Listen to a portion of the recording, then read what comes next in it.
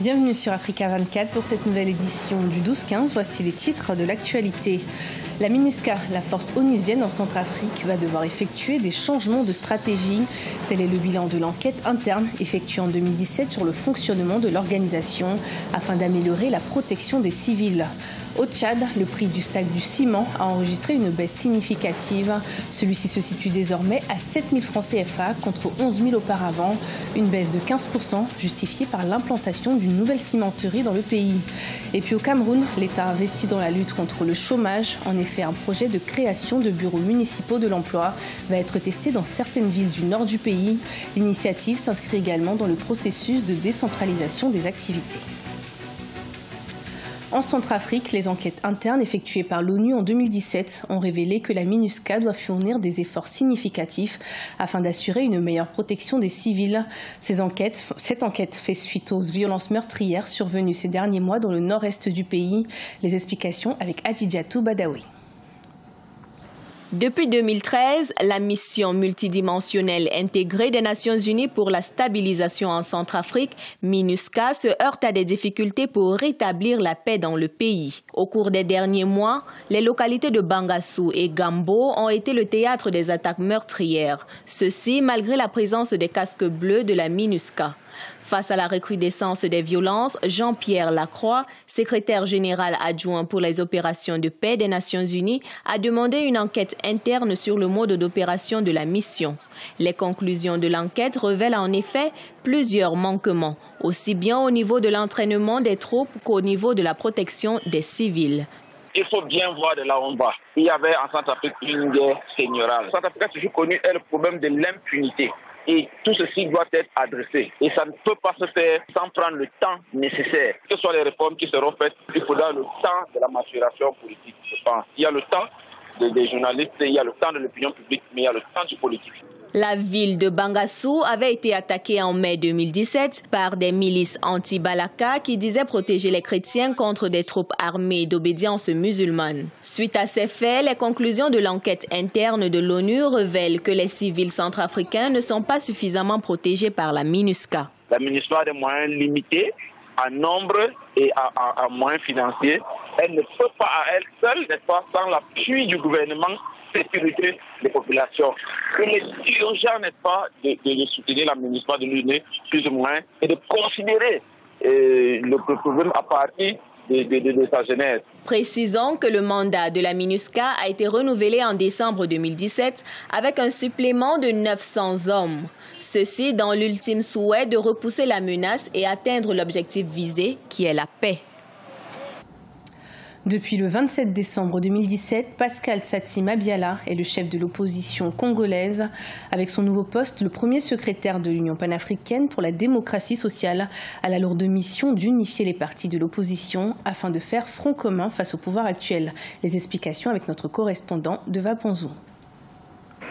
C'est grâce à l'élection de 8 députés issus de l'Union panafricaine pour la démocratie sociale, devenu ainsi le parti de l'opposition le plus représenté à l'hémicycle, que son premier secrétaire a été désigné chef de file de l'opposition le 27 décembre 2017, et ce, conformément à la Constitution du 25 octobre 2015, à laquelle il s'était opposé avant de s'y conformer.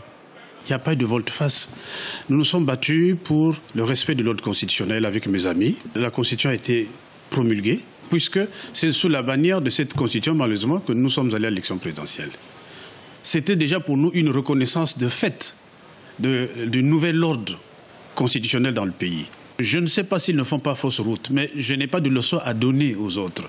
Ainsi, la création d'un tel statut, c'est une première dans le paysage politique congolais. L'enjeu sera de taille pour le premier chef de file de l'opposition politique, celui de structurer l'opposition autour d'un idéal commun. Mais selon certains observateurs, ce rapprochement vers les autorités du chef de l'opposition fait de lui un partenaire des gouvernants.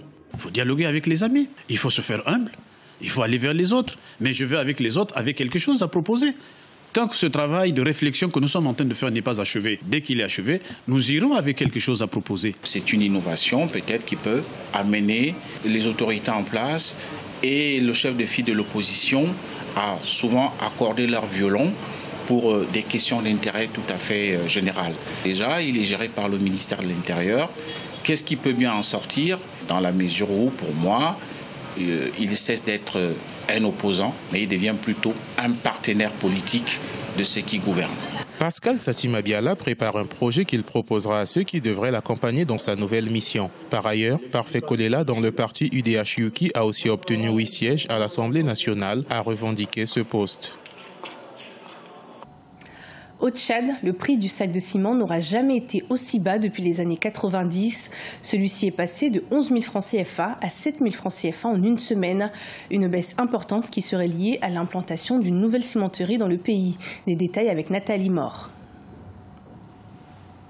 Le prix du ciment est en baisse de 15% au Tchad. Le constat se fait sur les marchés où son coût est passé de 11 000 à 7 000 francs CFA au courant de la semaine écoulée. Si l'on évoque la baisse du pouvoir d'achat des Tchadiens pour justifier cette chute du prix du ciment, un deuxième facteur pourrait en être la cause. En effet, le géant marocain du ciment CIMAF vient d'ouvrir une usine de production à la Madji. Celle-ci a une capacité de production de 500 000 à 1 million de tonnes de ciment par an. L'implantation de CIMAF au Tchad pourrait, selon des observateurs, réduire le coût du ciment à 6 000 francs CFA. Cette hypothèse pourrait être confirmée si l'État applique une taxe forfaitaire de 1 200 francs CFA. La pression fiscale du Tchad est autour de 7%, très faible. Donc là, s'il y a une taxe forfaitaire sur le ciment, ça pourrait arranger ou relever le niveau de pression fiscale pour pouvoir aider la collecte des recettes fiscales pour aider les finances publiques. Ça, c'est le premier niveau. Deuxième niveau, taxe forfaitaire pourrait déjà aider à ce que le ciment soit vendu à un prix quand même raisonnable. Le ciment CIMAF apporte une solution au déficit de production de la Société nationale du ciment. La cimenterie nationale ne couvrait jusqu'ici que 20% de la demande en ciment du pays. Le pourcentage restant était comblé par les importations en provenance du Cameroun et du Nigeria voisin. La nouvelle cimenterie rendra parallèlement effective la libéralisation du prix du ciment au Tchad. La libéralisation aide le consommateur. L'industrie de la cimenterie est détenue par une seule société. Il y a le risque de monopole. Ça, il y a le monopole. L'entreprise peut décider d'augmenter le prix à son gré. La cimenterie de la Madji seule pourra combler les besoins en ciment du Tchad, estimés à 700 000 tonnes par an. Sa production rapportera une assiette de 2,4 milliards de francs CFA à l'État. En définitive, la baisse du prix du ciment aura un impact direct sur l'accès à la propriété immobilière du Tchadien moyen. C'est dans la région du nord du Cameroun que la phase pilote du projet de création de bureaux municipaux de l'emploi sera mise en place. Élaborée entre autres par le ministère de l'Emploi et de la formation professionnelle, l'initiative vise avant tout à lutter efficacement contre le chômage, mais elle s'inscrit également dans le processus de décentralisation. Des détails avec Corinne Camseux. Des bureaux municipaux de l'emploi, c'est une nouvelle initiative que le gouvernement camerounais, en collaboration avec des institutions du développement local, va mettre en œuvre pour faciliter la recherche d'emploi au niveau local. Un accord entre les différentes parties prenantes à ce projet a été signé ce 24 janvier pour sa mise en œuvre dans 3 communes pilotes, à savoir Ndop dans le nord-ouest, Mokolo à l'extrême nord et Yaoundé 2 au centre. Les politiques d'emploi doivent s'adresser aux personnes les plus à même à chercher de l'emploi, c'est-à-dire les jeunes. Et les jeunes sont dans la plupart des pays africains, notamment au Cameroun, dans l'ensemble du territoire. Donc, délocaliser les institutions de la recherche qui participent à la mise en œuvre des politiques de l'emploi est quelque chose de judicieux. Maintenant, en juger de l'efficacité, vous savez, nous, on est obligé d'évaluer. Oui, ça peut être efficace. Si c'est bien fait, ça peut être efficace. Ça apporte tout simplement l'institution à côté de la première personne qui en est demanderesse. C'est-à-dire les premiers ressortissants sont les jeunes et les jeunes sont dans l'ensemble du territoire national et du territoire camerounais. Donc on ne pourrait pas les ramener tous en ville.